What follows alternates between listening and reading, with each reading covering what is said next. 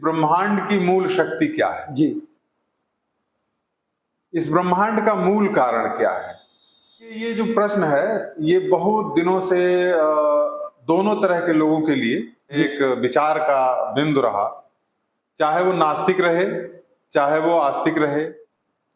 लेकिन जिन लोगों ने इसे जाना, जिन लोगों ने इनका प्रत्यक्षीकरण किया, इस शक्ति को पहचाना, उन्होंने ये कहा कि नहीं, इन्हें काली इसलिए कहा गया क्योंकि यह महादेव की शक्ति है। जी, महादेव की शक्ति है और महादेव महाकाल है। काली की ओर जाना जी, यानी अपने मूल की तरफ जाना। जी हाँ, बिल्कुल। तो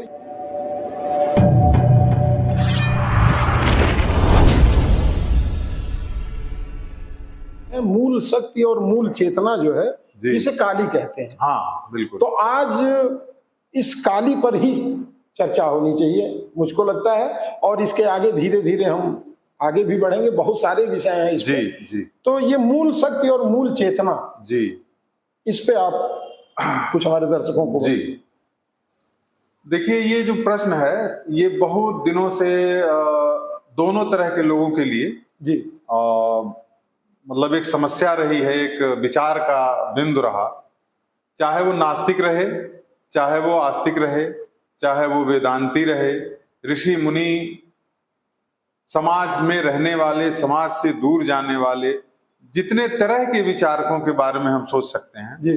उनका ये प्रश्न रहा कि वास्तव में इस ब्रह्मांड की मूल शक्ति क्या है? जी। इस ब्रह्मांड का मूल कारण क्या है?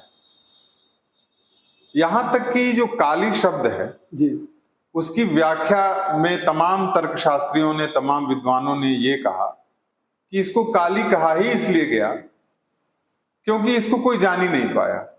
जी। काला अर्थ अर्थात अंधेरा, जिसको हम देख ही नहीं सकते, जिसके बारे में कोई अनुमान लगा सकते हैं, लेकिन आपको प्रत्यक्ष जी हाँ, प्रत्यक्षीकरण स्पष्ट नहीं कुछ है, नहीं है, तो इसलिए भी इसको काली कहा गया। जी। लेकिन जिन लोगों ने इसे जाना, जिन लोगों ने इनका प्रत्यक्षीकरण किया, इस शक्ति को पहचाना, उन्होंने ये कहा कि नहीं, इन्हें काली इसलिए कहा गया क्योंकि यह महादेव की शक्ति है। जी। महादेव की शक्ति है और महादेव महाकाल है, इसलिए ये काली। जी। उनका स्त्री रूप। तो काली की ओर जाना जी यानी अपने मूल की तरफ जाना। जी हाँ, बिल्कुल। तो ये क्या है? बिल्कुल, इसको बहुत ही सरल रूप में मैं बताऊंगा आपको। हाँ, हमारे सरल रूप में होगा तो हमारे दर्शकों को भी आसानी होगी और वो अपनी घर में ही बैठ करके समीक्षा भी कर सकेंगे।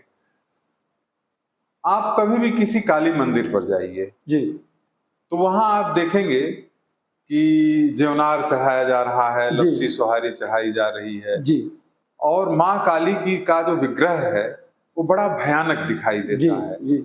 नरमुंडों की माला है और कई खप्पर है, तलवार है और वो कई भुजाएं हैं, कटार हैं और शिव जी नीचे लेटे हैं, एकदम डरावना, उनके चरणों के नीचे शिव जी पड़े हैं। बिल्कुल, गांव-गांव में काली मंदिर बने, हमारे मूल स्थान वही है। जी हाँ, जी हाँ। तो ग्राम देवी हैं। हाँ, ग्राम देवी हैं। हम समझते हैं कि विशेष रूप से जो ब्राह्मण समुदाय है इस दुनिया का, उसकी तो कहीं न कहीं आराध्य देवी काली ही है जी। तो हम इसका अगर विश्लेषण करें कि ऐसा क्यों है, आप एक ऐसे जीवन की कल्पना कीजिए, आधुनिकतम जीवन की जी, जिसमें बहुत अच्छा बहुत ही महंगा फ्लैट है, बहुत आधुनिक जीवन है। हाँ, सब कुछ एकदम भौतिकता के चरम पर है, सुख सुविधाएं वहां पे हैं और बढ़िया वो एडवांस जो शहर हैं उसमें वो रहते हैं, उनके पास हर तरह की गाड़ियां हैं, जो भी हैं, आपको मतलब भौतिक सुविधाएं सारी संपन्न है। इस तस्वीर को एक तरफ रखिए जी, और इस तस्वीर को एक तरफ रखिए कि गांव का एक काली मंदिर है जी, और मंदिर के चारों ओर कुछ ग्रामीण लोग इकट्ठा हैं, मिट्टी के बर्तन में जेवनार चढ़ा रहे हैं, लपसी सुहारी बन रही है और अपनी मूल भाषा, जैसे उदाहरण के लिए भोजपुरी, हाँ, जो भी जिस भाषा को जानते हैं, बोल रहे हैं, अनपढ़ लोग हैं हाँ, वो भी खप्पर जला जी करके हाँ, पूजा कर रहे हैं, पूजा दे रहे हैं या उसकी तैयारी कर रहे हैं। एक घने वृक्ष की छाया में ये सब हो रहा है। हाँ हाँ, अक्सर तो ऐसे स्थानों पर पीपल ही अक्सर मिलता है। पीपल ही रहता है। तो आप आते हैं एक आधुनिकतम जीवन शैली में रहने वाले लोग, हाँ, अचानक जो है वहां पहुंच जाते हैं अपने कुल देवी के स्थान पे, उनको ग्राम कैसा देवता लगता है? देवी के स्थान। जी, उनको कैसा लगता है? उनको लगता है कि बहुत दिनों से कोई ऐसी चीज थी जिसको छोड़े हुए थे, वो कुछ खोया था, भूले हुए थे। पहुंचते ही लगता है बहुत कुछ मिल गया। जी, मिल गया। पुराने लोगों की याद आने लगती है, पुराने परंपराओं की, गीतों की याद आने लगती है। ये तो लोग गीत, उस समय तो गीत भी होते थे, देवी गीत होते थे, बहुत सारी चीजें होती थी जी। वो क्या कहते हैं उसको, सिंघा, और वो तमाम तरह के वाद्य यंत्र बजाए जाते थे, और पूरा उसमें लोग खेलते भी थे। इस तरह का भी मैंने वो इस तरह की भी, और खप्पर चढ़ाया जाता था, माँ को मनाया जाता था। अगर कोई दिक्कत आ जाती थी, कोई संक्रमण काल आ जाता था। जी, तो वहां पे हमारी जो प्रथम अनुभूति होती है, जो हमको लगता है जी कि हम, जैसे लगता है कि एकदम अपने मूल में आ गए हैं, हम बहुत विकृत हो गए थे, हम नींव के पास खड़े हो जाते, जहाँ से हमारे पूर्वजों का शुरुआत है, जहाँ से हमारा कुल खानदान है, बिल्कुल वहां से हम जुड़ जाते हैं, उस काली मंदिर पर पहुंच के। बिल्कुल। तो इसलिए क्योंकि काली जो है ना, वो सारी शक्तियों का मूल है।